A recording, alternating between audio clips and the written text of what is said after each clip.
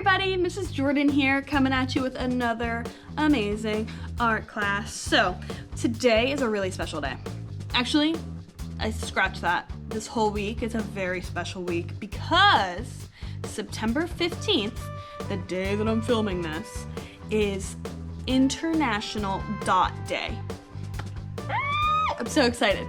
If you don't know what that is, basically it's a day where art classes and schools all across the country celebrate creating and having the courage to make beautiful art without the fear of messing up.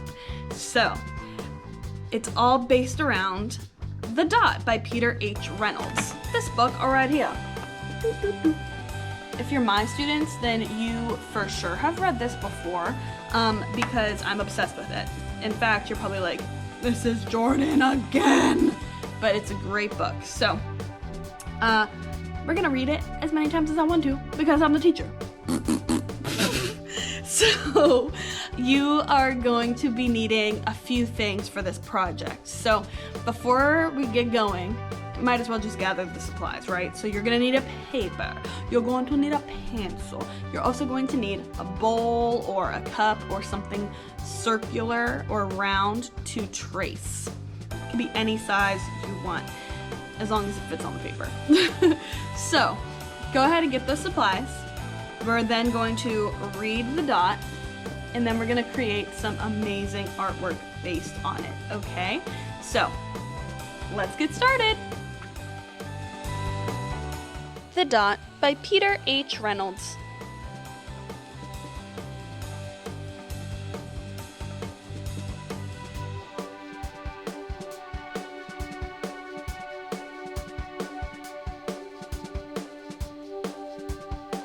Art class was over, but Vashti sat glued to her chair. Her paper was empty.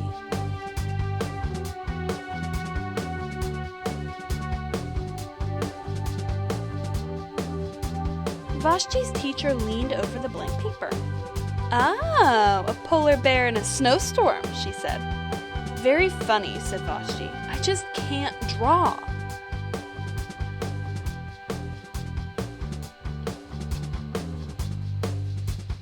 Her teacher smiled.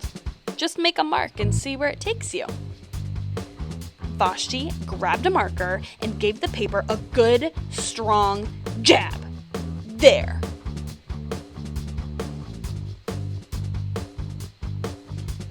Her teacher picked up the paper and studied it carefully. She pushed the paper toward Vashti and quietly said, "Now sign it."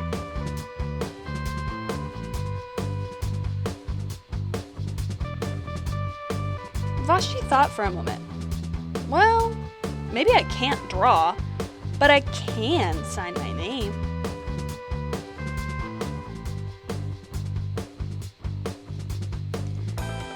Next week, when Vashti walked into art class, she was surprised to see what was hanging above her teacher's desk. It was the little dot she had drawn, her dot, all framed in swirly gold.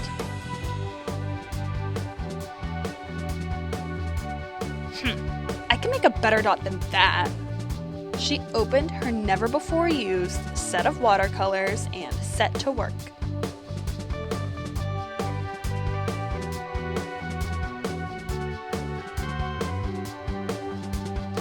Vashti painted and painted. A yellow dot, a green dot, a red dot, a blue dot. The blue mixed with the red, she discovered that she could make a purple dot. Vashti kept experimenting. Lots of little dots in many colors.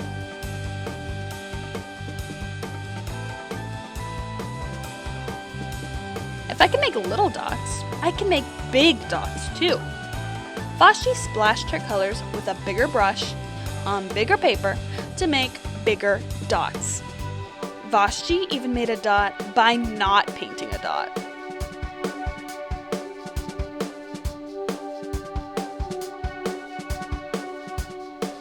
At the school art show a few weeks later, Vashti's many dots made quite a splash.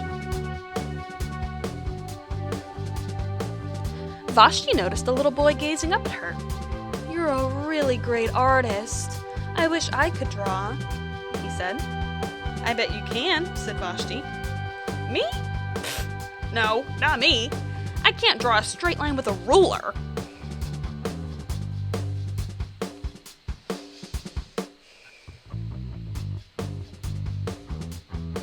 Vashti smiled. She handed the boy a blank sheet of paper. Show me. The boy's pencil shook as he drew his line. Vashti stared at the boy's squiggle, and then she said,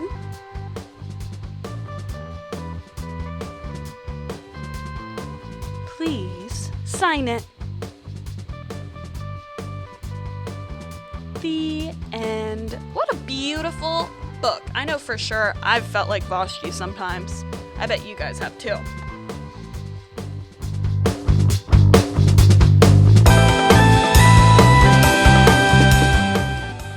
Alright friends, you're gonna need paper, you're gonna need a pencil, and you're gonna need something round to trace.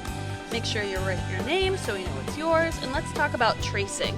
You're gonna take the round object, like a lid to something, or a bowl, and you're going to place it on your paper, and you can either get help or you can do this by yourself. All you need to do is make sure that your hand that you do not draw with is holding it down nice and strongly against the paper, and the hand that you draw with is drawing a circle right up against the round part of the object. And you'll have a beautiful circle. That's going to be our dot. And we are going to talk about lines today. And the very first type of line that we're going to talk about is a line that goes up and down with really sharp points. Do you know what that's called? You're right, it's a zigzag line. It kind of looks like a lightning bolt. Next, we're going to do a line that goes up and down really slowly. Those are called wavy lines. And then a line that just goes from one side to the other, that's called a straight line. It doesn't go up, it doesn't go down, it just goes right across. And then a line that's made up of a whole bunch of dots is called a dotted line. Pretty easy. And then I made up a crazy one. It's a curly line. It goes up and makes a loop and goes back down. And then I just did another kooky crazy zigzag line with all sorts of different sized zigzags. And then for the final line, we are doing an arched line. Yes, very nice. So those are the kinds of lines that we use in art class. If you think of any other kinds of lines, make sure you let me know. And then guys, we're actually going to be coloring this in a very specific way. We're going to talk about rainbow order. You guys are professionals, I understand. You guys know what a rainbow looks like, but do you know what rainbow order is? Well, it is the list of colors that go in order in a rainbow. So the very first one is, you guessed it, I'm already using it, red. So I'm making sure that I'm coloring really, really well. This is going to be key for this art lesson. You're making sure that there are no white spaces showing in your dot. We want this dot to be filled to the brim. After red is orange. And a really easy way to make sure that you're coloring really nice and in the lines is tracing the lines that you don't want to go over and then filling in the shape that you have created. So I traced the wavy line, I traced both sides of the dot, and I traced that zigzag line. And now I'm just coloring in nice and slow. There's no reason to really race. I'm not timing you. No one is timing you. That would be a silly thing to try to race with. So make sure that you're taking your time coloring things in nice and completely.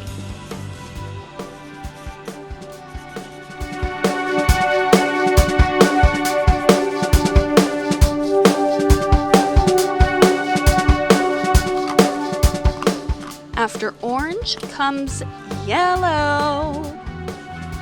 And the same thing, I'm just tracing all of the lines to create a nice shape to color in. And while you're doing this, if you have somebody else in the room, you could play I Spy with the colors. So like right now, we're doing yellow. So you could say, I spy with my little eye something yellow.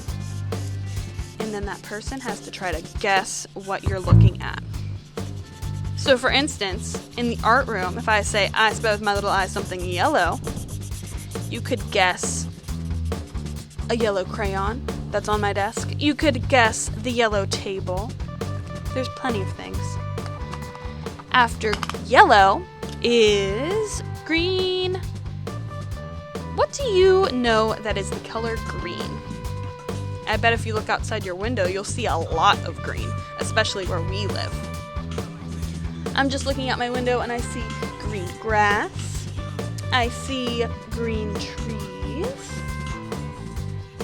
What else do I see that's green? I have a few plants in the art room and they're green. Green's a very beautiful color.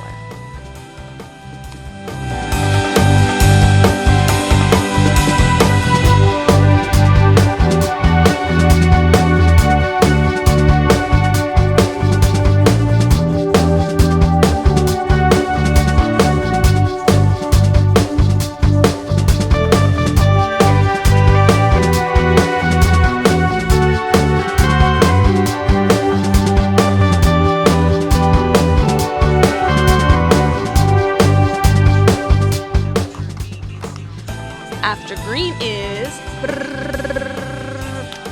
blue. And just like green, if I look outside, I see a blue sky. If you're by water, you could see a blue ocean or a blue lake. Maybe you're wearing jeans. Maybe your pants are blue. Or if you're like me, you have blue eyes. Blue's a very beautiful color.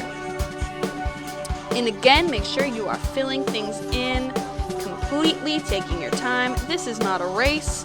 And you guys know, if I'm ever going too fast, you can always pause me. I'll be right here. You just need to tell me, Miss Jordan, going way too fast. You gotta pause me. It's A-okay. No hard feelings. I get it.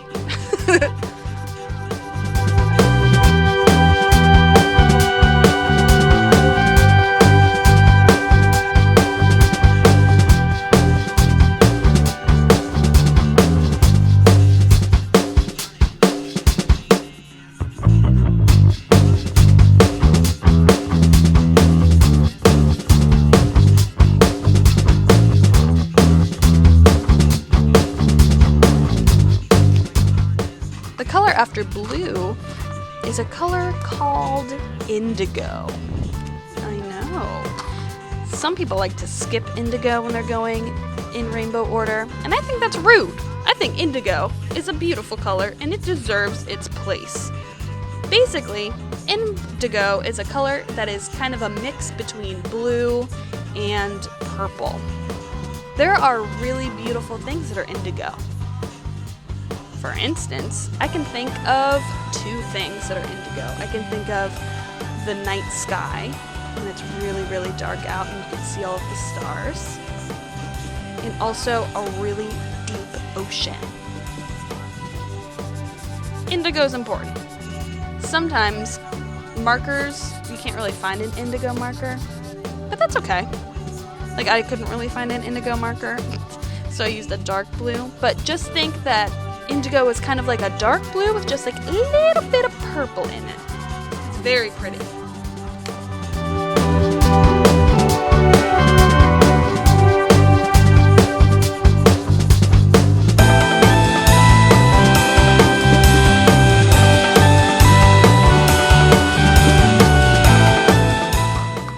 Last but not least is purple. I love purple. I love purple so much, my hair is purple. I know, I'm a little crazy, but I'm the art teacher. I think I'm allowed to be a little cuckoo. Purple is the last color in the rainbow. And you're probably like, Mrs. Jordan, there's a whole other little shape that we have to color in. I got you, don't worry about it. I already thought it through. But purple is technically the last color in the rainbow. Purple is a beautiful color. Can you look around your room? Do you see anything purple? I'll tell you what I see that's purple. I see some boxes that are purple. They're filled with scissors. I see a flower that is purple. And obviously my hair. Can't really forget about that one. And then friends, this next little one is kind of optional, but I like to include like a purpley pink in the rainbow, and here's why. It's kind of in between purple and red, because technically the rainbow is a circle. And I know that sounds absolutely wild, but I will teach you about that later. It's called a color wheel. But anyhow, I'm getting ahead of myself. Look at that beautiful pink color. Friends, that's it for today. Thank you so much for creating with me. Stay safe, stay healthy. I love you so much. Bye! GoPro, stop recording.